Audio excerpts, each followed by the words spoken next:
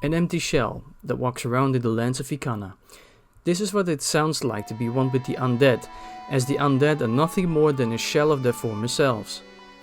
In the game Twilight Princess, we meet this same shell that was once our beloved hero of time, called the Hero Shade. The Hero Shade, Ikana, and the Stone Tower Temple bear the same resemblance, as in, they are now the walking dead, a form of something they used to be, a form of something they liked, and a form of something they cannot seem to forget to pass on over to the next life, to either rest or to become something else. As I'm finally here to discuss with you my theories, feelings and ideas about this place, one that has been haunting me for many years, I cannot wait to go through it myself. Ikana is a place that was once ruled by the royal family of Ikana, a kingdom deep within the grounds of the Ikana Canyon. A fierce but deadly war has wreaked havoc between another faction, a ninja tribe called the Gero, or Gero depending how you pronounce it. This war was so heavy that it ultimately caused the demise of the light within the kingdom, with nobody eventually winning the war. The game implies and states throughout our journey that the Gero ninjas were spies sent by a different nation that was the enemy of the Ikana royal family. The Gero ninjas are also not entirely human-like characters, as it is said by the father of Pamela, the one we eventually have to rescue by healing him and not becoming a Gypto, another undead creature that is the mummified version of a re-dead, which is pretty much a zombie, that they are nothing but empty shells, animated by a mysterious willpower. They used to be living creatures that were sent to spy, but as they cannot pass on unless defeated by the Code of Honor, a code they followed when they used to be alive, a code created by the Gero Master, which is a mini-boss situated within the Stone Tower Temple. This Gero Master took over the temple and is the only one that knows the ancient secret of the tower. We will get back to that later.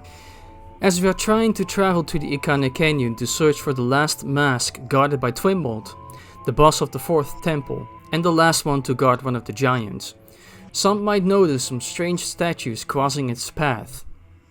When looking closely, these statues show some kind of creature or monster, but this monster sticks out its tongue. A little bit strange, but what is weirder is that he is holding the most important symbol in all of the Legend of Zelda games, and one symbol that is not identified with Termina in any way. It is the Triforce. The Triforce is a symbol that is sacred and protects a totally different kingdom called Hyrule. Nobody, not a single in-game character, knows about this symbol, and they shouldn't be knowing this symbol, as there can only be one person in the whole game that would know about it, and that is Link. Link is the closest and the most connected to this sacred power, one that carried him through Ocarina of Time, the Triforce of Courage. Again, this part is very important to unravel the mystery of the Stone Tower Temple, as this will imply a lot of more things further through the video. When finding the Ikana Canyon, the land is filled with the undead. Ikana has become a deserted-like state within the ruins of what it once was. The Stone Tower Temple, looking from afar, looks to have 3 large towers instead of 1, and it is guarded at the entrance as another monster sticking out its tongue with its hands on the left and right side. One could easily say that this is another reference to what we saw in my other video, the Shadow Temple, where Link walked right into a monster's mouth, holding his mouth open. And to me, that felt like Link walking down into a different dimension of that temple, going straight to the boundaries of the underworld. But here, we walk right into a much different thing. Early in the game, we found 2 different ghosts that are called Flat and Sharp. Both are a part of the royal family, as they helped them composing music that the royal family seemed to like. However, Flat was imprisoned by his brother Sharp, and all because of Skull Kid. Skull Kid placed a curse upon Sharp, and that made him evil, and an iron knuckle bodyguard was placed to protect Flad's imprisonment, as Flad created the Song of Storms to get rid of Sharp's curse. Now, if we both look at these brothers, they seem to be the total opposites of one another, a duality that I seem to encounter in every video I make about Majora's Mask. In this game, Flad and Sharp do not have the symbols on top of their heads, but in Ocarina of Time, one seems to have a sun symbol and the other a moon symbol on their heads. In Ocarina of Time, they help the royal family of Hyrule to compose music to alter the flow of time, which is what started our beloved time traveling. And in Majora's Mask, they help the royal family of Ikana instead. What is interesting is that both kingdoms are the opposite of one another as well, with Ikana being about the darkness and death, and Hyrule being about the beauty of life and light.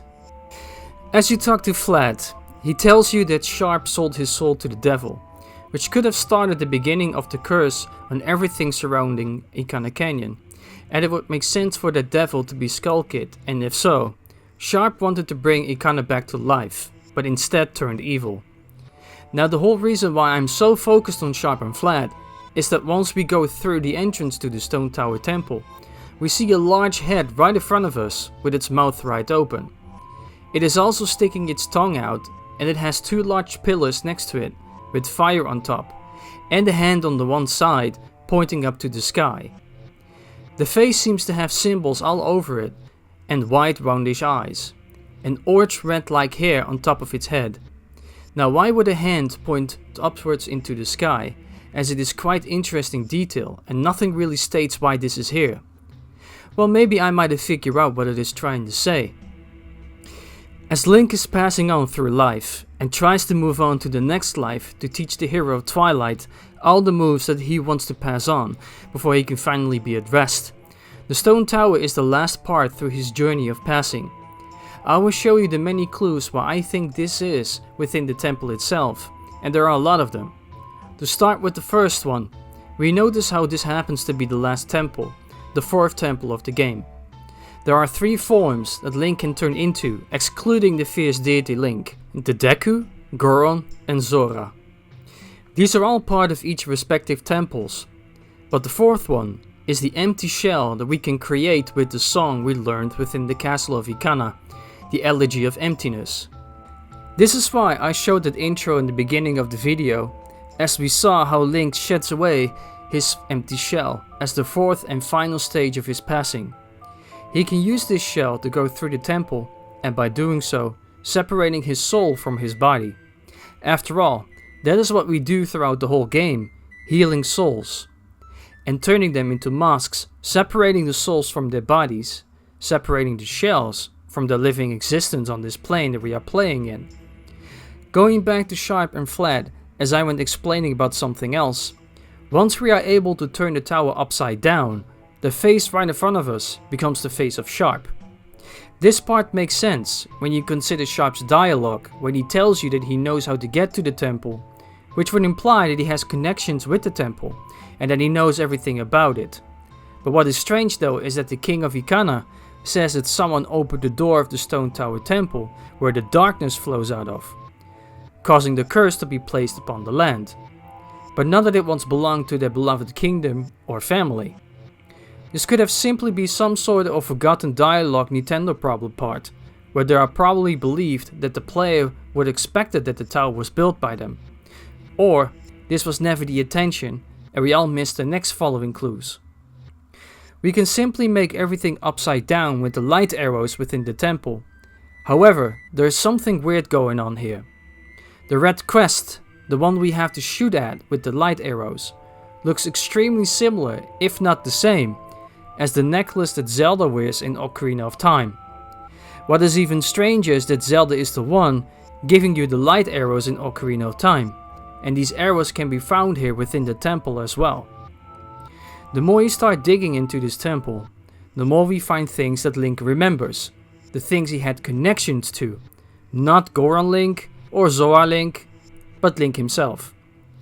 And in Majora's Mask 3D, we find even better symbols on the walls of the temple that shows us a color palette that looks strikingly similar to the hero shade symbolism. The pointing finger that we found earlier with the flame on top of it is pointing to the sky, and that is where the Triforce was to be found.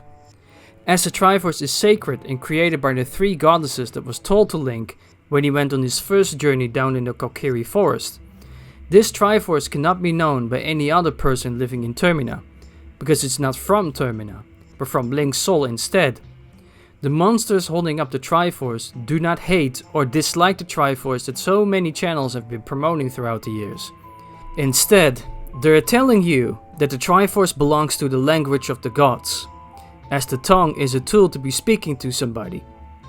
Only the divine would understand such a thing, what is extremely important when it comes down to sacred deities or sacred items. As Link is protected by the light, he does not die there in a technical way. Like the story told us back in Ocarina of Time, only children become Stalfos or Skull Kids once lost in the woods. Yet many people seem not to like this statement, as they do not see a reason why Link would die all of a sudden or change within the Lost Woods. However, it does explain why he became a Stalfos, and here we go again, a shell or a shade of himself. Once we walk into the temple, we notice to see the large Majora's Mask right in front of us. Some people believe that this is the place where Majora's Mask was created, in terms of who built the temple in the first place. As the royal Ikana family does not know anything about the structure other than someone opening the doors of it, causing darkness to flow out and creating the curse placed upon the land, I would have to say that the Stone Tower Temple has always been there, ever since the kingdom started. The tower could easily have been inspired by the story of the Tower of Babel, or Babel, as that story goes that once upon a time, people used to build a large tower so tall that it was reaching the heavens, as that is where the god was, and by doing so, angered God, and he created the confusion between the builders by changing their language around, and here it is, the Triforce and the tongue, remember that. So they had no more ways to communicate with each other, and therefore had to stop building the stone tower, and the different peoples went their separate ways, creating diverse tribes all over the globe. Regardless if you believe in that theory for the origin of the Stone Tower Temple or not, it does seem to have the similarities of changing the room structures around of the temple, because you'll face a mini-boss called the Gyro Master, and after beating him, tells you the secret of the red emblem that makes you turn things around, but also that the world shall be arranged so the earth is born in the heavens. As Majora resides on the moon within her own pocket dimension, this was the way how Majora was able to return to Termina in terms of dimensions, as Majora is the opposite of the moon, an actual sun goddess that once roamed the lands long before Ikana even existed. The so-called Dark Tribe mentioned in Majora's Mask do have a striking resemblance to the Twilight, a dark tribe cast away by the Hyrulean royal family after them creating a war themselves, which sounds like the ancient war that happened long ago in Ikana, and also opposite thing that we can find, or like a duality of sorts. The Twilight to me has always been the only ones connected the most to the Majora's Mask, and this might have been the original idea of Nintendo before they changed things, as there are so many hints and clues regarding them that it's extremely hard to ignore. And this also conflicts with my own theories that I believe in, because to me, Termina isn't real, so they cannot even be anything connected to Majora's Mask.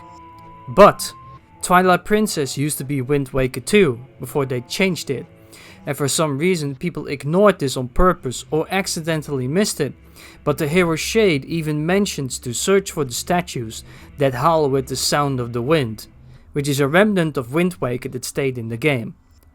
By changing the original game around that they built upon, they also, but not on purpose, accidentally changed the lore of the timeline a little bit. Midna's helmet, the one that was used long ago by the interlopers before it became an artifact, the ones fighting within the war to claim the Triforce for themselves, has definitely on purpose Majora's eye on the right of it. What is even more strange that the eye also appears on the same side of the hero Shade, as he has one red eye on that side as well. On the concept art of Twilight Princess Ganondorf, we can clearly tell that Majora's face is carved on the armor of Ganondorf, and I wouldn't be surprised if this was the leftover idea from the Majora's Mask manga, where a strange man carves Majora's Mask out of an ancient dragon's armor. What I always felt about the Stone Tower Temple was never really mentioned by anyone, is that the two separate stories are happening at the same time. While Link is facing his death sentence into the Lost Woods, desperately looking for his friend Navi, the Gerudo are being banished into the Twilight Realm, with some of the other Gerudo escaping and living in a different part of the desert, which are the Gerudo we find in Four Swords Adventures. Ganondorf, the king of the Gerudo, was being punished for his crimes and was supposed to be executed, but instead, he was thrown into the Twilight Realm in a desperate measure. In my opinion, and you might like it or not, this is indeed a divine joke by the goddesses, and there might be a very big hidden divine plot at play here that will be explained to us in Breath of the Wild 2. Even if you dislike or throw away the mangas of the games, they do show us things that make things understandable. How Majora, the Oni dragon, lived inside his own pocket world that was visited by the strange adventurer. And this pocket world is the desert that we can find as the boss room of Twimold. The broken pieces within the background of these drawings look like the pillars and broken pieces we find in the room. We could argue that the manga and the game are both stories that are both true, making it even more confusing for most Zelda fans. In the end, for me, the Stone Tower Temple is the duality of Hyrule Castle, with the lands of Hyrule created by the goddesses, and Termina created by absolutely nothing other than two deities having the last laugh, a battle between souls. As Termina is heaven in its own distorted way, our hero is stuck in a strange dimension, regretting himself that he cannot pass on his skills to save Hyrule and his beloved Zelda, with the Stone Tower Temple showing Link's emotions, memories and his skills, with the Twilight being the only ones capable of creating Majora's Mask.